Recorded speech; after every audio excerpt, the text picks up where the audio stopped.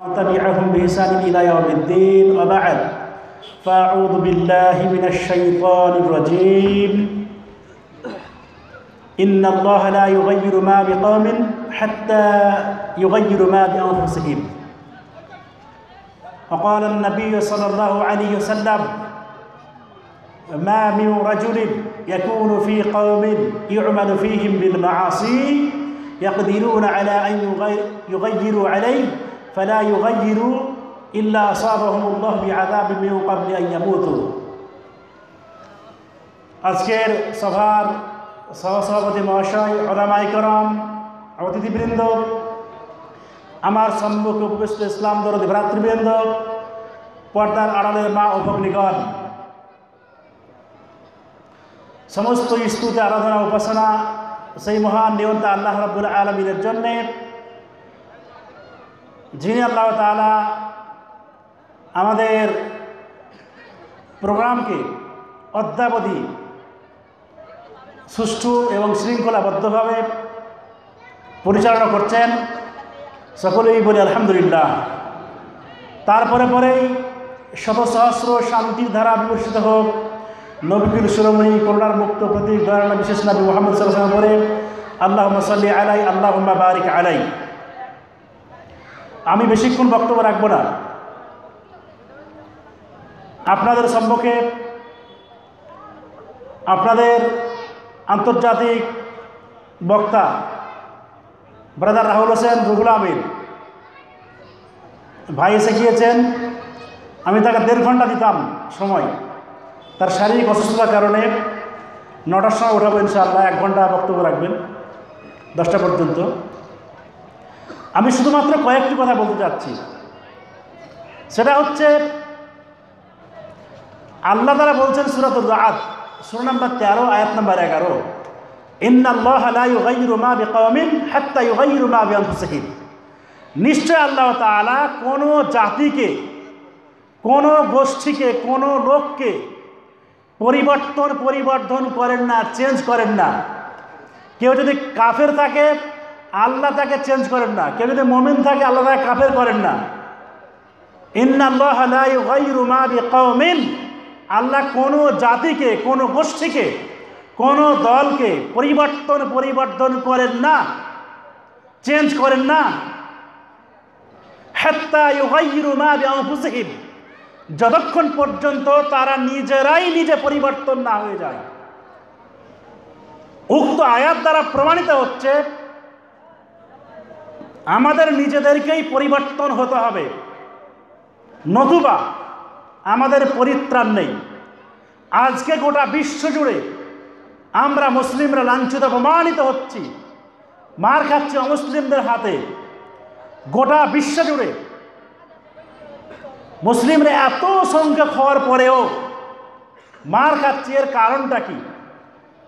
এই সম্পর্কে প্রবন্ধ আমার লেখনী চলছে।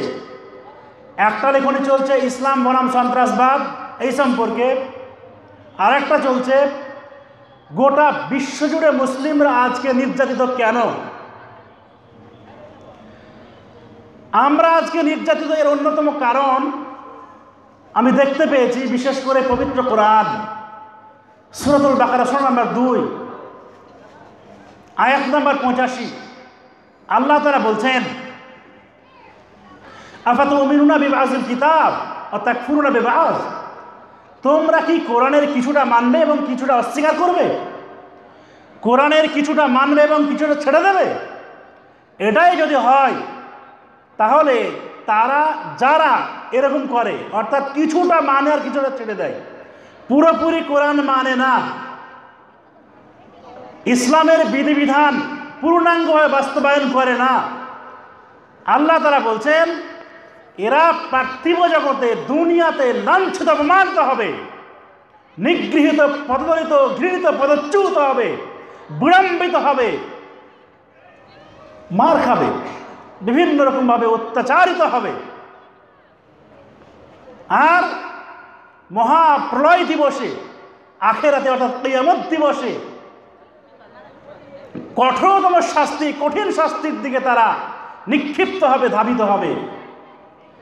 আল্লাহ তাআলা এই সমস্ত কার্য সম্পাদনকারীকে বা যারা এই সমস্ত কাজ করে কিছুটা মানে আর কিছুটা ছেড়ে দেয়, এদের সম্পর্কে আল্লাহ তাআলা ভালোভাবে অবগত, আল্লাহ ভালোভাবেই জানেন।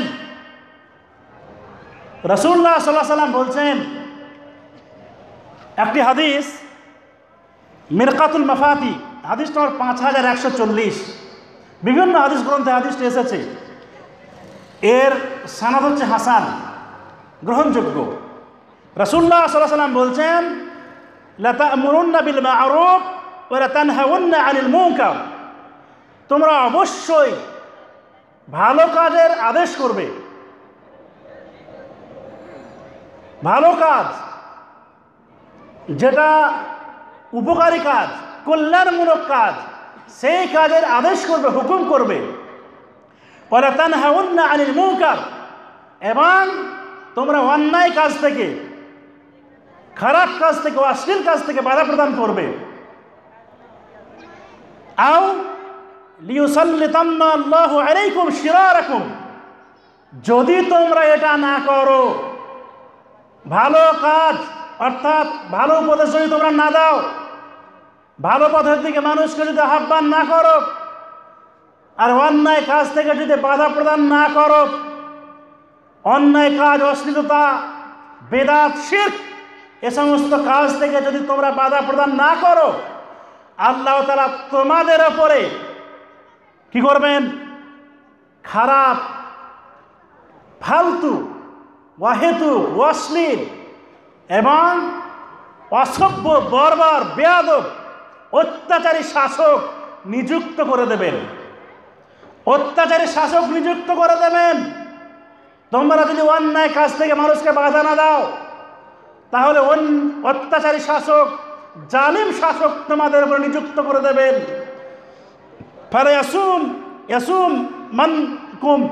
ইয়াসুমুনাকুম সুআল আযাব, আর তোমাদের উপরে বিভিন্ন রকমের আযাব, বিভিন্ন রকমের বালা মুসিবত আসতে থাকবে। অত্যাচারের শাসক বিভিন্ন রকমভাবে জুলুম করবে, অত্যাচার করবে, নির্যাতন করবে, বিভিন্ন রকমভাবে তোমাদের উপর স্ট্রিম রোলার চালাবে, নির্যাতন চালাবে। সুম্মা ইয়াদউ খিয়ারুকুম, তারপরে তোমাদের মধ্যে যারা ভালো মানুষ, যারা সৎ মানুষ, তারা দোয়া করবে। কিসের জন্য দোয়া করবে? আল্লাহ আমাদের উপরে যেন জুলুম অত্যাচার না হয়। আল্লাহ আমরা যে অত্যাচারিত, আজকে নির্যাতিত, তুমি আমাদেরকে মুক্তি দাও, নিষ্কৃতি দাও, পরিত্রাণ দাও। এ জালেম শাসক থেকে তুমি মুক্তি দাও। আল্লাহ এই সমস্ত আযাব থেকে তুমি রেহাই দাও, মুক্তি দাও। রাসূলুল্লাহ সাল্লাল্লাহু আলাইহি ওয়াসাল্লাম বলছেন, ফালা ইউস্তাজাবু লাকুম ফালা ইউস্তাজাবু লাহুম, তখন কিন্তু তাদের দোয়া আর কবুল করা হবে না। তখন তাদের দোয়া কবুল হবে না। তারা যতই ভালো মানুষ হোক না কেন, তারা যদি অন্যায় কাজ থেকে মানুষকে বাধা প্রদান না করে, যতই তারা দোয়া করুক, আল্লাহ তাআলার পক্ষ থেকে যে আযাব, অত্যাচারী শাসক যে নিস্ট্রিম রোলার চালাচ্ছে, নির্যাতন চালাচ্ছে, ভালো মানুষরা যতই দোয়া করুক, মুরবি সাহেব, মাওলানা, পীর সাহেবরা যতই দোয়া করুক, সেই দোয়া ফালা ইউস্তাজাবু লাহুম, সেই দোয়া কবুল করা হবে না। মিরকাতুল মাফাতি, হাদিস নম্বর 5140। রাসূলুল্লাহ সাল্লাল্লাহু আলাইহি ওয়াসাল্লাম বলছেন, সুনান আবি দাউদ হাদিস নাম্বার 4338, নবী করিম সাল্লাল্লাহু আলাইহি ওয়াসাল্লাম বলছেন, মা মিন রাজুলিন ইয়াকুনু ফি কওমিন ইউ'মালু ফীহিম বিল মাআসি ইয়াকদিরুনা আলা আন ইউগাইয়িরু আলাইহি ফালা ইউগাইয়িরু ইল্লা আসাবাহুমুল্লাহু বিআযাবিন মিন ক্বাবলি আন ইয়ামুতু। নবী করিম সাল্লাল্লাহু আলাইহি ওয়াসাল্লাম বলছেন, কোনো একটি জাতির মধ্যে, কোনো একটি সম্প্রদায়ের মধ্যে, কোনো একটি গোত্রের মধ্যে কোনো একটা মানুষ যদি পাপ কাজে লিপ্ত হয়ে যায়, অন্যায় কাজে যদি লিপ্ত হয়ে যায়, অন্যায় কাজ যদি করে, পাপাচার করে, অশ্লীলতা করে, খারাপ কাজ করে, নবী করিম সাল্লাল্লাহু আলাইহি ওয়াসাল্লাম বলছেন, সেই জাতি, সেই গোষ্ঠীর, সেই দলের ক্ষমতা আছে যে তাকে পরিবর্তন করবে, অন্যায় কাজ থেকে বাধা প্রদান করবে, অন্যায় কাজ থেকে ভালো পথে নিয়ে আসবে। এত ক্ষমতা থাকা সত্ত্বেও তারা যদি চেষ্টা না করে, রাসূলুল্লাহ সাল্লাল্লাহু আলাইহি ওয়াসাল্লাম বলছেন, ইল্লা আসাবাহুমুল্লাহু বিআযাবিন মিন ক্বাবলি আন ইয়ামুতু, আল্লাহ তাআলা সেই জাতির, সেই গোষ্ঠীর, সেই দলের, সেই সম্প্রদায়ের মৃত্যুর পূর্বে বড় ধরনের আযাব প্রেরণ করবেন, বড় ধরনের শাস্তি প্রেরণ করবেন। মৃত্যুর আগে তারা অন্যায় কাজ থেকে বাধা প্রদান করেনি। কোনো একটা মানুষ যদি অন্যায় কাজে লিপ্ত হয়ে যায়, খারাপ কাজে লিপ্ত হয়ে যায়, তাহলে তাকে অন্যায় কাজ থেকে বাধা প্রদান করতে হবে, না হলে আল্লাহ তাআলা আযাব পাঠাবেন, তাদের মৃত্যুর পূর্বে বড় ধরনের আযাব। কেউ রোধ করা থাকবে না, কেউ রোধ করা থাকবে না। আজকে যে বেদাত আমাদের মধ্যে এত পরিমাণে ছেয়ে গিয়েছে, দুর্ভাগ্যজনক হলেও সত্য, দুর্ভাগ্যজনক হলেও সত্য, ইসলাম হচ্ছে পূর্ণাঙ্গ জীবন ব্যবস্থা। ইসলাম পূর্ণাঙ্গ জীবন ব্যবস্থা। এটা পেয়ে মানুষ খুশি হয় না, এটা পেয়ে মানুষ খুশি নয়। আপনাদেরকে একটি তথ্য দেখাচ্ছি। বাংলাদেশের একটি পত্রিকা, বাংলাদেশ প্রতিদিন একটা পত্রিকা আছে, সেই পত্রিকা একটা পেজ আছে, ধর্ম বলে একটা পেজ, ধর্ম। সেখানে একজন মুফতি উসামা ইসলাম, মুফতি উসামা ইসলাম লিখেছে যে পবিত্র শবে মেরাজ, অন্যটি বাংলা নববর্ষের পয়লা বৈশাখ, এ দুটি দিনের সঙ্গে রাসূলুল্লাহ সাল্লাল্লাহু আলাইহি ওয়াসাল্লামের প্রত্যক্ষ ও পরোক্ষ সম্পর্ক রয়েছে। কি বুঝলেন? একটা মুফতি, বাংলাদেশের মুফতি উসামা ইসলাম, সে লিখেছে বাংলাদেশ প্রতিদিন পত্রিকায় ধর্ম এই পেজে লিখেছে কি পবিত্র শবে মেরাজ, আর অন্যটি কি বাংলা নববর্ষের পয়লা বৈশাখ, যেটা সামনে আসছে আমাদের। এই দুটির সঙ্গে প্রত্যক্ষ এবং পরোক্ষভাবে রাসূলুল্লাহ সাল্লাল্লাহু আলাইহি ওয়াসাল্লামের সম্পর্ক রয়েছে। এত বড় মুফতি, ইন্নাল মুকাল্লিদ লাইসা বিমুফতি, নিশ্চয়ই মুকাল্লিদ মুফতি হতে পারে না। মুকাল্লিদ মানে জাহেল। এত বড় জাহেলি কথা, এত বড় মূর্খামি কথা কি করে বলতে পারলো? পয়লা বৈশাখের সঙ্গে রাসূলুল্লাহ সাল্লাল্লাহু আলাইহি ওয়াসাল্লামের সম্পর্ক, এর অস্তিত্ব যখন ছিল, সম্পর্ক মানে ইসলাম থেকে কত দূরে, ইসলাম থেকে কত দূরে এটা বলাই বাহুল্য। আর এই মুফতি কি বলছে? মুফতির নামে কলঙ্ক। মুফতি কি বলছে? প্রত্যক্ষ এবং পরোক্ষভাবে সম্পর্ক রয়েছে ইসলামের সাথে। কত বড় বেয়াদবি কথা! এই যে আমাদের সম্মুখে আসছে নিসফে শাবান, নিসফে শাবান অর্থাৎ 15ই শাবান, নাকি কি বলছে? শবে বারাত। শব এটা ফার্সি শব্দ, আর বারআহ, শবে বারআহ নিষ্কৃতির রাত, আরবি শব্দ নয়। লাইলাতুম মিন নিসফে শাবান, শাবানের অর্ধরাত। শাবানের অর্ধরাত বা 15ই শাবান সংক্রান্ত যতগুলো হাদিস এসেছে একটাও সহিহ সূত্রে প্রমাণিত নেই, একটারও সানাদ সহিহ সূত্রে প্রমাণিত নয়। যদিও আল্লামা নাসিরউদ্দিন আলবানী রাহিমাহুল্লাহ 15ই শাবানের একটি হাদিসকে সিলসিলা সহিহ হাদিস নাম্বার 1144-এ সহিহ বলে আখ্যায়িত করেছেন, হাসান বলেছেন। তারপরেও সেখানে 3-4টা সানাদ নিয়েছেন, প্রত্যেকটাই দুর্বল, একটাও সহিহ নয়, একটাও সহিহ সূত্রে প্রমাণিত নেই, প্রত্যেকটার মধ্যে দুর্বলতা আছে। হানাফি মুকাল্লিদ ভাইরা বলেন যে আল হাদিস আলেমরা হচ্ছে মুকাল্লিদ আলবানী। আমি বলি, আমরা যদি মুকাল্লিদ হতাম তাহলে আলবানীর কথাটা গ্রহণ করতাম না। যেখানেই হোক, কোরআন এবং সহিহ সুন্নাহর বাইরে, সহিহ সুন্নাহ অর্থাৎ সহিহ হাদিস এবং কোরআন ছাড়া আহলুল হাদিসরা কাউকে মানে না। পৃথিবীর যত বড় মুহাদ্দিস হোক না কেন, যত বড় মুফতি হোক না কেন, যত বড় আল্লামা হোক না কেন, কাউকেই মানে না আহলুল হাদিস। এটা হচ্ছে আহলুল হাদিসের বৈশিষ্ট্য, সেফাতি নাম, বৈশিষ্ট্যগত নাম। কোরআন এবং সহিহ হাদিসকে মানবে শুধুমাত্র। হালুয়া খাওয়ার তো কোনো হাদিস নেই।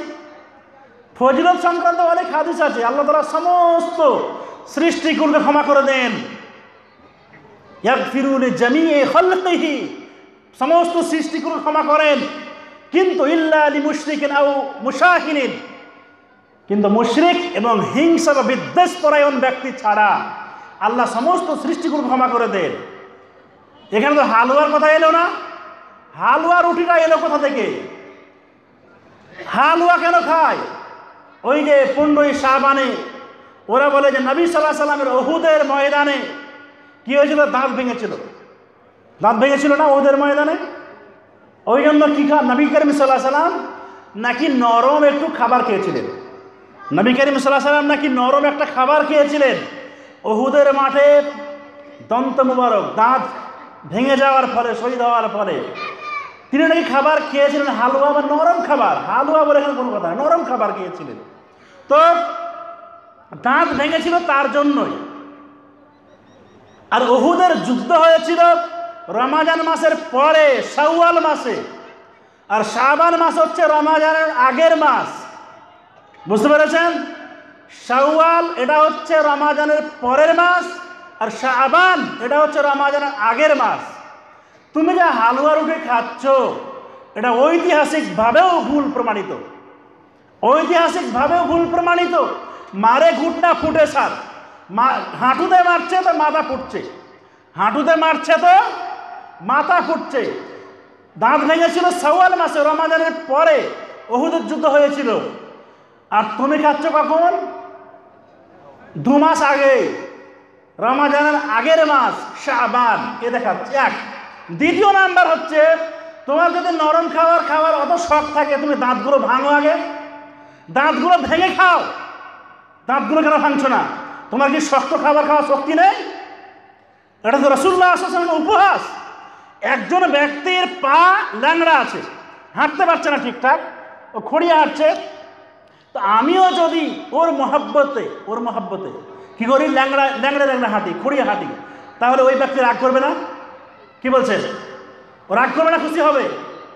আপনি একজন ল্যাংড়া মানুষ, ল্যাংড়া বিকলাঙ্গ, আপনি হাঁটছেন ছেঁচড়ে বা খুঁড়িয়ে হাঁটছেন। আর আমি কি করছি, ভালো মানুষ, আমিও আপনার অনুসরণ করছি। আপনি কি করবেন? খুশি হবেন না রাগ করবেন? যে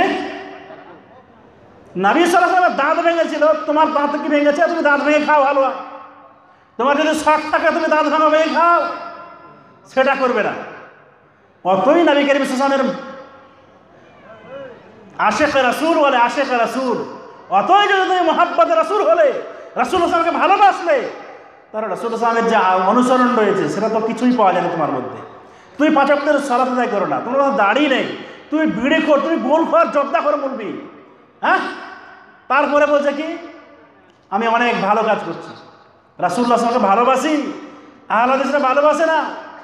আরে হালুয়া খাবে, প্রমাণ আছে কি? কোনো একজন সাহাবী থেকে প্রমাণ আছে? কোনো একজন মুহাদ্দিস থেকে প্রমাণ আছে?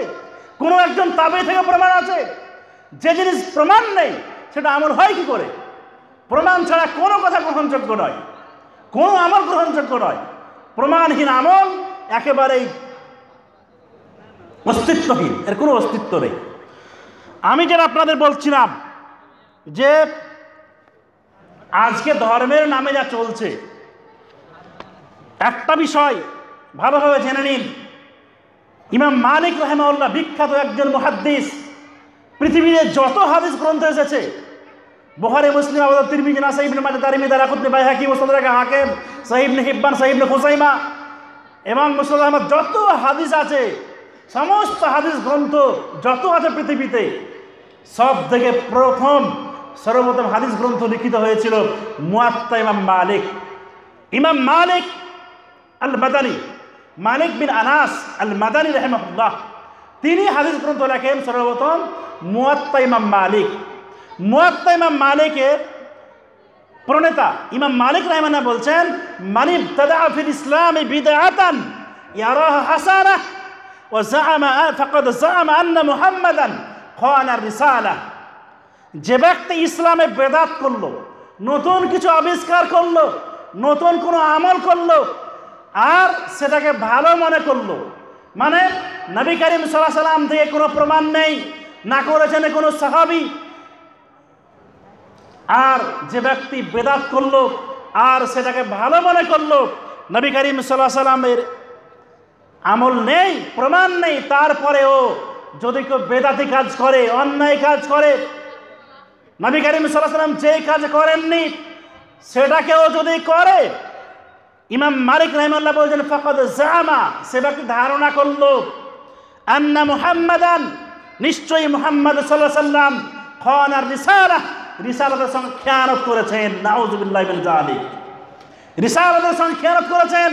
যেই রিসালাতের দায়িত্ব আল্লাহ তাআলা মুহাম্মদ সাল্লাল্লাহু আলাইহি ওয়াসাল্লামকে অর্পণ করেছিলেন, সেই রিসালাতের সঙ্গে খেয়ানত করেছেন নবী করিম সাল্লাল্লাহু আলাইহি ওয়াসাল্লাম।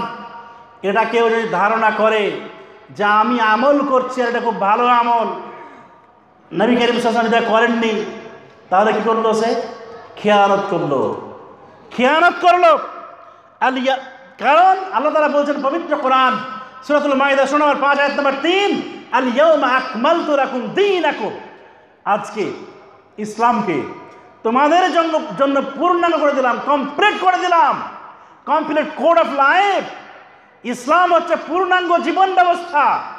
ইসলাম একেবারে তোমাদের জন্য পূর্ণাঙ্গ করে দিলাম, কমপ্লিট করে দিলাম, পরিপূর্ণ করে দিলাম। তো আল্লাহ তাআলা পরিপূর্ণ করে দিয়েছেন নবী করিম সাল্লাল্লাহু আলাইহি ওয়াসাল্লামকে দিয়ে। এরা আবার কোন নবী? ভণ্ড। নবী করিম সাল্লাল্লাহু আলাইহি ওয়াসাল্লাম যে আমল করেনি, নবী করিম সাল্লাল্লাহু আলাইহি ওয়াসাল্লাম যে আমল করেননি, সেই আমল করে। এর অর্থই দাঁড়াচ্ছে নবী করিম সাল্লাল্লাহু আলাইহি ওয়াসাল্লাম এটা বুঝেননি, হাদিস কোরআন ভালো করে বুঝতে পারেননি। কিংবা এটা আরও একটা জিনিস ধারণা তৈরি হচ্ছে যে নবী করিম সাল্লাল্লাহু আলাইহি ওয়াসাল্লাম এই রিসালাতের সঙ্গে খেয়ানত করেছেন। ভালোভাবে জেনে রাখুন,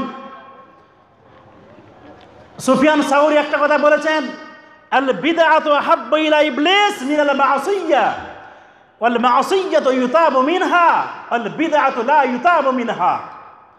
শারহ উসুল ইতিকাদ আহলে সুন্নাহ 209, মাজমু ফাতাওয়া 9ম খণ্ড পৃষ্ঠা নম্বর 10। বিদআত শয়তানের কাছে বেশি প্রিয়। কি থেকে? পাপ কাজ থেকে, অন্যায় কাজ থেকে, অশ্লীলতা, খারাপ কাজ থেকে, পাপাচার থেকে বেশি প্রিয় শয়তানের কাছে কি? বিদআত। বিদআত বেশি প্রিয় শয়তানের কাছে কি থেকে? পাপাচার থেকে, অন্যায় কাজ থেকে, মদ খাওয়া থেকে, জিনা করা থেকে, ব্যভিচার করা থেকে, এবং আরও যতগুলো অন্যায় কাজ আছে, পাপ কাজ আছে, সেই সমস্ত পাপ কাজ থেকে বেশি পছন্দ করে শয়তান বিদআতকে। কেন? একটা মানুষ যদি জিনা করে, ও ভাবছে, ও কি নেকি মনে করে জিনা করে? কি বলছেন? ও তো জানে যে এটা পাপ কাজ। একজন মানুষ যদি মদ্যপান করে, মদ খায়, ও কি মনে করে যে এটা নেকির কাজ? মদ খাওয়া নেকির কাজ মনে করে? একজন বিড়িখোর যদি বিড়ি খায়, ও কি মনে করে যে আমি বিড়ি খাচ্ছি এটা নেকি আছে? ও ভাবছে এটা পাপ কাজ। একজন মানুষ যদি গাঁটের নিচে প্যান্ট পরে, ও কি নেকি মনে করে পড়ে যে আমার নেকি হবে? অনেক দেখবেন লম্বা লম্বা টুপি, আবার গাঁটের নিচে পায়জামা, পাঞ্জাবি, জুব্বা। দুঃখিত, সৌদি আরবে দেখলাম জুব্বা পরে আছে অনেকে গাঁটের নিচে। দুঃখিত, কিছু করার নেই। রাসূলুল্লাহ সাল্লাল্লাহু আলাইহি ওয়াসাল্লামের দেশে, রাসূলুল্লাহ সাল্লাল্লাহু আলাইহি ওয়াসাল্লামের জন্মভূমিতেও জন্মগ্রহণ করে জান্নাতে যাওয়া যাবে না নবী করিম সাল্লাল্লাহু আলাইহি ওয়াসাল্লামের অনুসৃত পথে যদি অনুসারী না হয়। তো বেদাত বেশি পছন্দ করে শয়তান পাপ কাজ থেকে। কেন? আল মা'সিয়াতু ইউতাবু মিনহা, পাপ কাজ থেকে মানুষ তওবা করে, পাপ কাজ থেকে মানুষ তওবা করবে, ফিরে আসবে। আল বিদআতু লা ইউতাবু মিনহা, কিন্তু বেদাত থেকে ফিরে আসবে না। কেন? বেদাত থেকে তওবা করবে না, কারণটা কি? ও তো মনে করছে, জানছে যে আমি ভালো কাজ করছি, ভালো কাজ করছি, ও থেকে কি বেদাত, ও থেকে তওবা করবে? ভালো কাজ করছি, ও থেকে কেউ তওবা করে? আরে আমি তো পাপ কাজ করি না, তওবা করবো কেন? ওর মধ্যে আসবেই না মাথাতে এটা, ওর মাথায় কখনোই কোশ্চিন কালে আসবে না যে আমি তওবা করি, এটা অন্যায় কাজ করছি। নেকি মনে করেই করে, বিদআত নেকি মনে করেই করে। এই জন্য শয়তান বেদাতকে বেশি পছন্দ করে। এই জন্য আমাদের উচিত প্রত্যেকের বেদাতকে পরিহার করা, বর্জন করা। আর শিরক ভালো করে জেনে রাখুন, রাসূলুল্লাহ সাল্লাল্লাহু আলাইহি ওয়াসাল্লাম বলছেন, সহিহ তারগিব ওয়াত তারহিব হাদিস নম্বর 54 এবং সহিহুল জামি হাদিস নম্বর 1699, রাসূলুল্লাহ সাল্লাল্লাহু আলাইহি ওয়াসাল্লাম বলছেন, ইন্নাল্লাহা হাজাবা তাওবাতা আন কুল্লি সাহিব বিদআতি হাত্তা ইয়াদা বিদআতাহ। নিশ্চয় আল্লাহ তাআলা প্রত্যেক বেদাতির তওবার রাস্তা বন্ধ করে দেন যতক্ষণ পর্যন্ত সে বেদাত থেকে না ফিরে আসবে। বিদআত থেকে যতক্ষণ পর্যন্ত না ফিরে আসবে, বেদাত যতক্ষণ পর্যন্ত সে করবে, আল্লাহ তাআলা তার তওবা, তার কোনো আমল কবুল করেন না, তার দোয়া কবুল করেন না। ইন্নাল্লাহা হাজাবা তাওবাতা আন কুল্লি সাহিব বিদআতি। আল্লাহ এবং বেদাতির মধ্যে, আল্লাহ তাআলা এবং বেদাতির মধ্যে অন্তরায় হয়ে যায়, পর্দা পড়ে যায়। বেদাতির কোনো আমল, কোনো দোয়া কবুল হয় না। ভালো করে জেনে রাখুন। অতএব বিদাত থেকে অবশ্যই ফিরে আসুন।